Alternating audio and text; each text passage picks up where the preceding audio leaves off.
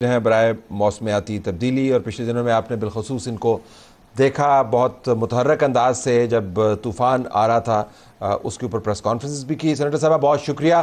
तूफ़ान टल गया, लेकिन जो माहौलियाती तब्दीली का तूफ़ान है उसने अभी भी हमें ग्रिप में लिया हुआ है। बारिशों का सीज़न है और अब ख़दशात ये हैं कि कहीं ये फ्लड में तब्दील ना हो जाए। मैं आपसे जानना चाहूँगा कि हम पाकिस्तान को जब असेस करते हैं चैलेंजेस के हवाले से, तो मुआशी चैलेंजेस वगैरह की हम बात करते हैं, मौसमियाती और माहौलियाती चैलेंजेस कितने ग्रिम हैं, ज़रा अगर आप सिचुएशन हमें बता दें तो। जी शुक्रिया तलत साहब। माहौलियात के हवाले से हमारा ग्रीन हाउस गैस एमिशन कम है, लेकिन हम एक अब ऐसी फ्रंट लाइन पे आ गए जहाँ ये अब मुस्तकिल बढ़ता चला जाएगा। ये नहीं कि हर साल वही तबाही आपके सामने आएगी या उसी शक्ल में इख्तियार करेगी, लेकिन अनप्रिडिक्टेबिलिटी जो है एक नया नॉर्मल सा बन जाएगा। यानी कि जो साइक्लोन आने वाला था बिपरजॉय, आपने देखा होगा, वो इतना लंबा साइक्लोन कभी अरेबियन सी ने नहीं अपने इतना सस्टेन किया है इतने दिन। वो इसलिए हो रहा है क्योंकि ये पानी जो है इस पूरे समंदर का अब बहुत गर्म होते जा रहा है। जितना गर्म होते जाएगा पानी उतना इस तरह के वेदर सिस्टम्स और साइक्लोन्स उस पर इतने दिन रह सकेंगे और तेजी और रविश पकड़ सकेंगे। कथा कलामी होगी। बाज़ लोग आपकी बात सुन के कह रहे होंगे कि चले वो तो तूफान टल गया, तो अब हम उसकी क्यों बात कर रहे हैं, और चले लाहौर में होगी बारिश, एक शहर में हो गई तो क्या हो गया, तो हम क्यों बात कर रहे हैं।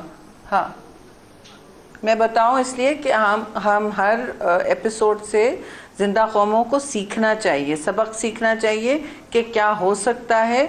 जो माजी में हुआ उसका रिपीट हम तो नहीं रोक सकते। कुदरत के साइकिल्स और इस वक्त जो ग्लोबल वार्मिंग का चल रहा है सिलसिला, वो अब कोई मुल्क नहीं, एकदम कोई ऐसा बटन नहीं है कि आप प्रेस करें। इस दफ़ा पाकिस्तान प्रिपेयर्ड था उन इलाकों में।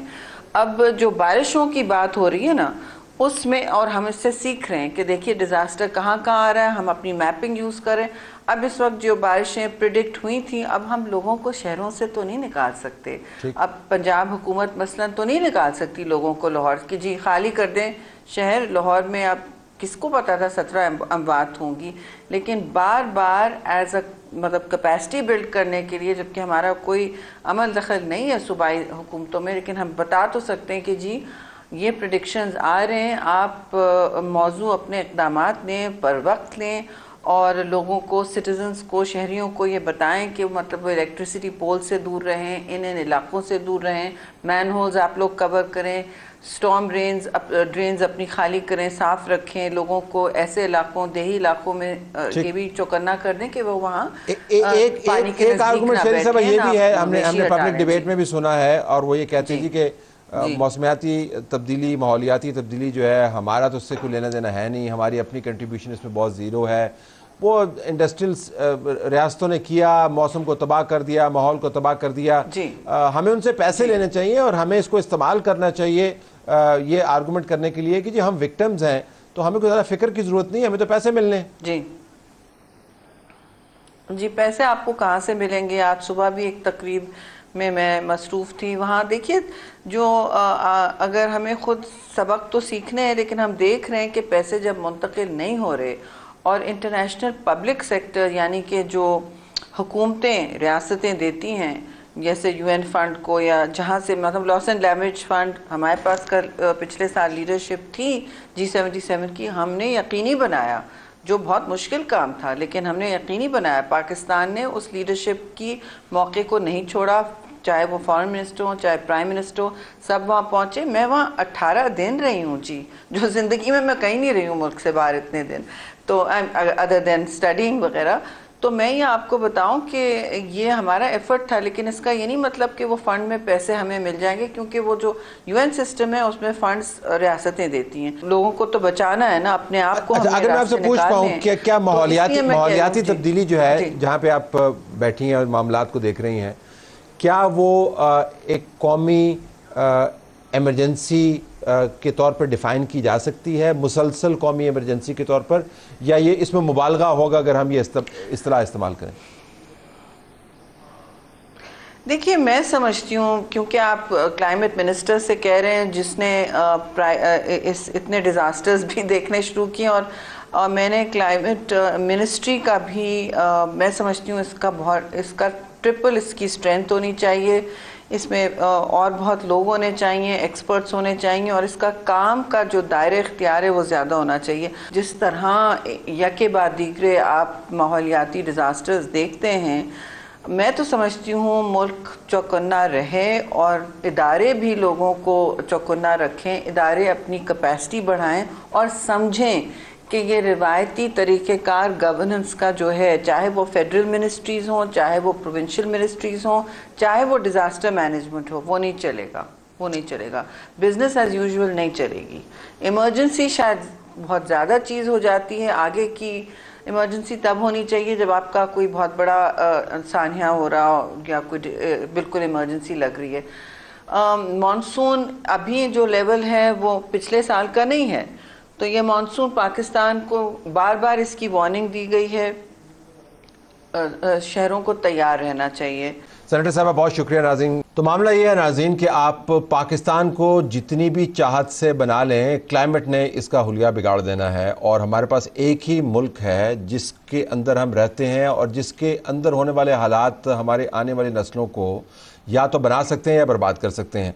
अब क्लाइमेट का मामला जो है सिर्फ पाकिस्तान का मामला नहीं है, दुनिया भर का मामला है, लेकिन फ़िलहाल हमने देखना है कि पाकिस्तान के अंदर तबाही किस किस्म की है। आजकल आप बारिशों को एक्सपीरियंस कर रहे हैं और एक फोरकास्ट ये है कि अगर ये पैटर्न बरकरार रहा तो ऐन मुमकिन है कि खुदा न खास्ता पिछले साल आने वाले फ़्लड के बराबर नहीं तो उससे कुछ थोड़ा सा कम फ़्लड भी आ सकता है। जब बारिशें होती हैं तो फिर फ़्लड आ जाता है, जब बारिशें नहीं होती तो खुशहाली होती है। पाकिस्तान के अंदर अब तूफ़ान भी आते हैं, कहत भी है, बाज़ जगहों के ऊपर पानी भी अवेलेबल नहीं होता। सिर्फ एक एस्टीमेट आपके सामने मैं रखता हूँ, आपको अंदाज़ा हो कि पाकिस्तान के अंदर चैलेंजेस का स्केल क्या है। पिछले साल आने वाले फ्लड्स ने जितने लोगों को मुतासर किया, 3 जमातों ने 2018 के इंतखाबात में जितने वोट लिए थे उसके बराबर लोग मुतासर हुए सिर्फ एक फ्लड में। $30 बिलियन का हमारा नुकसान हुआ, और जो रकम हमें चाहिए इस तमाम नुकसान को मैनेज करने के लिए उसका तो आप अंदाज़ा ना ही लगाएं तो बेहतर है, क्योंकि वो हमारी पहुंच से बहुत बाहर है। तो एक फ्लड हमारी तमाम सालों की मेहनत को बर्बाद कर सकता है। तो पाकिस्तान में इस वक्त हो क्या रहा है, पाकिस्तान के अंदर क्या किया जा सकता है, हमारे पास बेहतरीन एक्सपर्ट्स मौजूद हैं जो आपको बताएंगे कि पाकिस्तान क्लाइमेट वाइज कहाँ पर खड़ा है।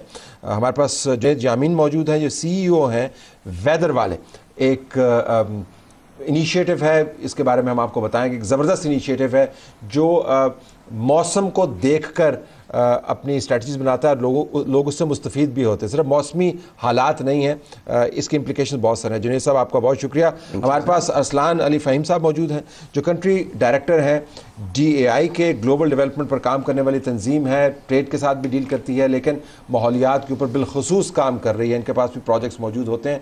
आपको बताएंगे कि दुनिया भर में क्या काम हो रहा है और पाकिस्तान में किस किस्म का काम किया जा सकता है। आपका बहुत शुक्रिया अरसलान साहब। हमारे पास खिज़र आलम खान साहब मौजूद हैं, CEO बाखबर किसान। किसान हमारे लिए वो गल्ला प्रोड्यूस करते हैं जिससे हमारी भूख ख़त्म होती है, जिससे हमारी इंडस्ट्री चलती है। किसान को कुछ हो गया ना तो इस मुल्क के अंदर कुछ नहीं बचने का। तो किसानों को ये तसल्ली भी देते हैं, मालूमात भी फराहम करते हैं। It's a massive initiative. Thank you very much for being with us.